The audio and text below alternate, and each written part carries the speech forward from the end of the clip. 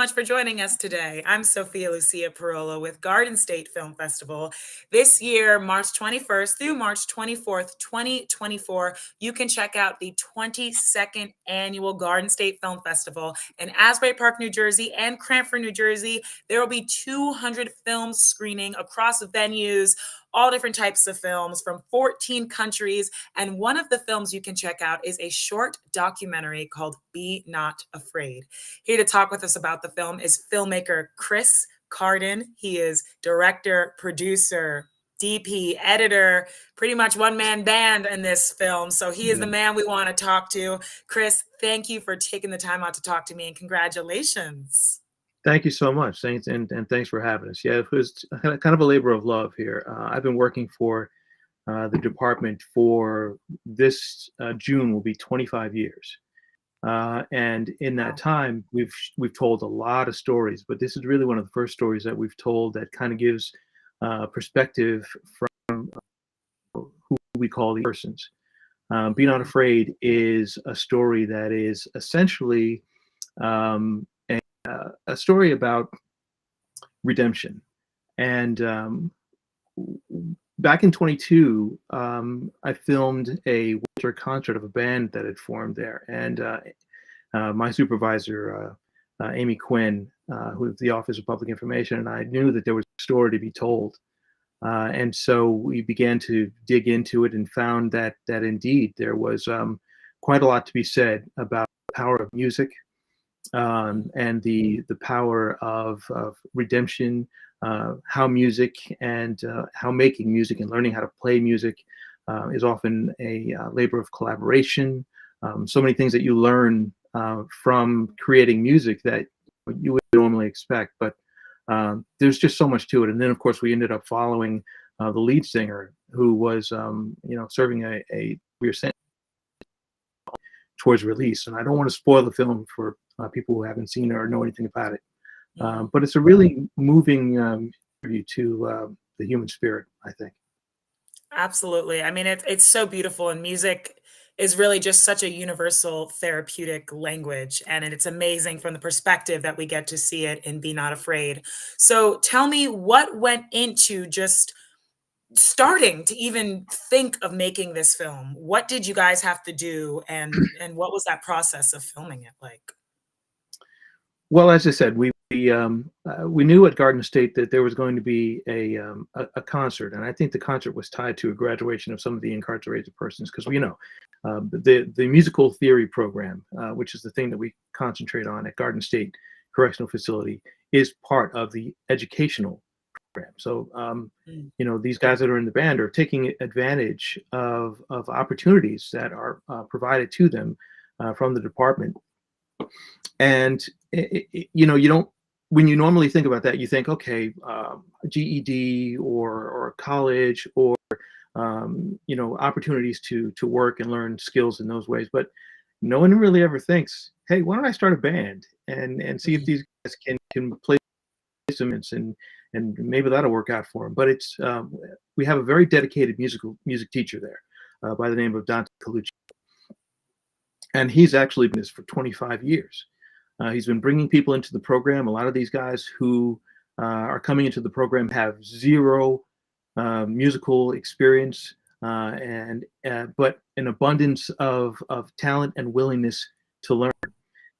And many of those guys have looked up to Dante as not only a mentor, but as a father figure. And they go on to better things. And again, I don't want to spoil it, but there's a lot to be said here about someone coming in and taking advantage of the programs that we offer, particularly the musical theory program, and growing, changing, and transforming, and becoming a better person. And essentially, at the end of the day, this is really the mission of the Department of Corrections. We don't just house people. You don't just put somebody in a cell and throw away the key. You really have to offer them every single opportunity to become better people. And this program is one of many programs, but it was one that I thought was very dramatic. And so many great things happened for the people in the program that we were just able to capture. We were just very blessed with being in the right place at the right time. And I was really, really happy to be able to kind of put it all together. And it just came together perfectly and kind of organically. Oh, and speaking of these people that you gotta kinda go in and watch their process and interview, I mean, how did they feel about you coming in and asking these questions and filming them in their environment? Yeah. Like, did you experience pushback? Was it more welcoming? What was that like? Well, I think you have to remember that, you know, at the end of the day, these guys are people, right? So some people are going to be more receptive than others. Um, there are a number of people in the prison who probably wouldn't want to take part. Maybe they're just not emotionally ready to take that next step. But these guys are in that program, are clearly looking to do something that would improve their lives. You know, give themselves an outlet for creativity, and because they're kind of prone to opening themselves up in that way, they were really easy to talk to.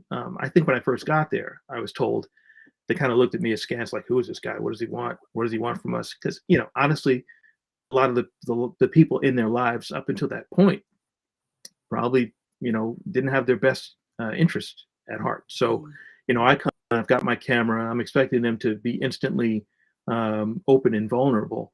I'm mm, sure it took a little bit, but I really work hard at trying to make myself as open and honest with these guys. And I find myself not only being a filmmaker, but as being someone that they look up to as an example. And I don't want to pat myself on the back, but I mean, when you come in and you speak to an individual with honesty and genuinely want to help this person, these people, mhm, they receive that. They see it in your heart. No, this guy is, and so it made mhm, it a lot easier for them to really just open themselves up. I had them. I literally had them sitting in cells when I was filming them because I wanted mhm, a sense of kind of a claustrophobic sense, from a visual standpoint. But I also wanted people to kind of feel that with them. Here I mhm, am in prison, and right. I'm not getting out anytime soon. But look at the things that I'm doing. And there is a line that I put on my one sheet, which is the poster for the film. It says, "In prison, music sets you free." And I think that really encapsulates kind of the whole feeling behind this thing. Like these guys are they don't have they don't have a lot of decisions made. Well, they don't make decisions for themselves is what I mean to say. Mhm, A lot of decisions are made for them, but here's a way for them to come in and make a decision to learn, to cooperate, to grow, to transform, as I said. um, and it's a really beautiful thing to watch. And I know the film works, and I'll tell you why. Um, my boss, who is also a former journalist and just a fantastic human being, let me go for days and weeks, months. I think we shot this over the course of ten months. mhm, Um, I had her watch it, and I'm going to put her on blast right now. She came back into my office with tears in her eyes, and for me, I was like, well, it worked. I did it. I mhm, did exactly what I wanted. I wanted people to feel for these individuals. I wanted them to empathize with them, and they did. And I think anybody that sees it, because everybody that's seen it has told me exactly at the very point that they came to tears. I'm like, well, there it is, mhm. and we led to that point on purpose. Oh, So from a filmmaker's point of view, from a storyteller's point of view, I think it really came together. yeah. I absolutely agree, and I mean, I'm getting emotional. I'm a very sensitive, emotional person, but I'm getting emotional just hearing you talk about it. You can tell Yeah. just hearing you talk about it how powerful and unique and special this is. And I'm wondering, you yourself, I mean, you're a journalist and you have over 20 years doing this. So I'm sure Yeah. you're kind of good at doing what you have to do and leaving that emotional self maybe somewhere else. As a journalist, I guess you can't really get that wrapped up in the pieces that you're covering. Did you feel different coming out of this when you were done after this 10 months of filming and hearing these people's stories, then you started it? And also the people that you were interviewing and seeing, did you feel like they were different after filming them and talking to them? That's an interesting question because yes, from a journalist standpoint, you don't typically get emotionally involved with the subjects Mhm. because you may literally have, not to be gruesome, but I mean, if you're working on a crime beat like I did, You go from interviewing mothers of murdered children one day to, someone who may have lost their home in a flood or a tornado the next. I mean, you can't take all of that home. You can't, literally. Right. But in order to do your job well, you also do have to be able to understand what your subjects are going through so that you can ask them the right questions, uh, and that you can speak to them with empathy, and so that they can feel like you understand. So at the end of the day, I think the best journalists are the best human beings. And I know that's very ideal to say, but you have to be a human being to understand humans. And I think that's really what I focused on. Not seeing these guys as people who were, criminals, right? Because they're in prison. Clearly, they did something terrible, and they're there for years, and some of them will be there for years to come. Um, but you have to see beyond that, and you have to see them as human beings, and ask them questions as human beings. And what did I come away with? That, yeah, I came away with that very notion kind of solidified. Like, these are just people, and from a storyteller standpoint, I know that their story would connect with others. Now, most of us have never been to prison, but you can understand that people make mistakes. You can understand if somebody has difficult relationships with their families. We all have those. You can understand if someone has been denied freedom for a long time and is now facing freedom, not only with anticipation, but with fear, because that's all they've known. All of these things are human emotions, which is why the best, like I say, the best storytellers are the best human beings. Speaking of being, the best storyteller and just basically making a successful film, when you finish it, that's a success. You wore basically every hat in this. What Yeah. contributed to making this short documentary a success? What have you learned in your career as a filmmaker that will help you get to the finish line and make a film and make a meaningful film? The hardest part of any project that I do, either as a writer or as a filmmaker, is finishing. Starting is easy. Mm, Starting, you have this great, big, wonderful idea, and then you have to sit down with yourself and say, well, how am I going to make this happen? Which steps do I have to go through to go from A to B to C? Where is the story? But that's when your journalistic kind of instincts kick in. You see where the beginning is, you see where the middle is, and most of the time when or at least for me, when I decide to take on a story, I know where the end is too. mm, And in a documentary, you don't always get that. We were really lucky to be able to see where the ending was going to be. And, things changed over the course of those 10 months, but it kind of worked out the way that I thought it would. And I've never been mm. shy about doing everything myself. Um, I will say, and my boss will probably agree, I'm a little bit of a control freak. Uh, I don't mind doing things on my own because I know the amount of control that I can have over each thing. And I've been training myself uh, over the course of 2 decades, more than 2 decades, to recognize what my strengths are, where my weaknesses are, and work on those. I've been really trying to focus on the cinematography aspect of it because I'm okay with the story part of it. Um, I was originally first started out as a journalist. I was a photojournalist. I was a still photographer, and then I moved into writing, and then I got back into camera work. I just learned how to do nonlinear editing. I think the first short film I ever did, I learned Final Cut Pro there, and I've been sticking with Final Cut ever. I just learned how to do color correcting a little bit better than I had.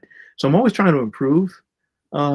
It would be nice at one point if somebody threw me a bunch of money and I could hire a Right. shooter and a color corrector and a director and a producer, and I just sit back and tell them what to do.